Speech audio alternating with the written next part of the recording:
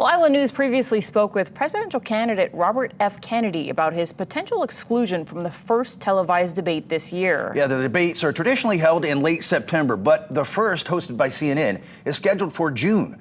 Our Jeremy Lee has more in this Island News exclusive. We previously reported CNN has given the special distinction of presumptive nominee to Presidents Biden and Trump so that they may satisfy the usual requirement of 270 potential electoral votes on state ballots. Now, that doesn't happen until September.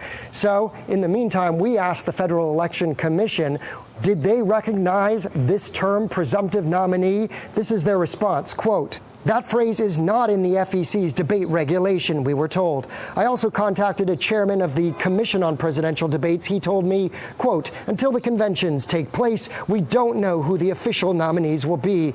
Mr. Kennedy says this means the debate criteria for June 27th is illegal and that it has been doing the impossible for a third party to get nationwide ballot access and a voice on the debate stage. In Hawaii, we got our own political party, the We the People Party.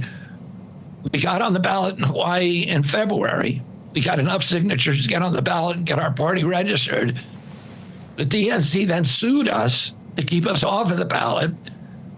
The Hawaii court came back after hearings and said the DNC had not met its burden, so we will be on the ballot in Hawaii. But we expect that kind of litigation in every state. Is it one party more than the other? Is it the Democrats more than the Republicans, for example? The Democrats are actively trying to keep us off the ballot in every state.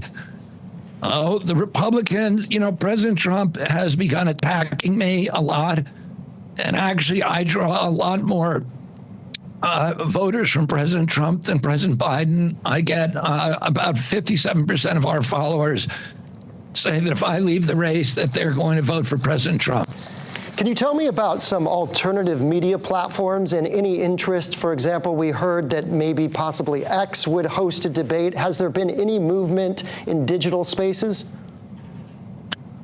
Well, there's a lot of people who would like to host the debate. Elon Musk has offered to host it. We've accepted, and he would do it in conjunction with News Nation, which is another network. But, the problem is trying to get President Biden or President Trump to go to a debate.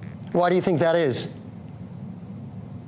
I think that they both feel comfortable debating each other because they keep it kind of on the culture war issues. They keep it on abortion and guns and the border. They never talk about, what are we going to do with the $34 trillion debt, which the two of them ran up.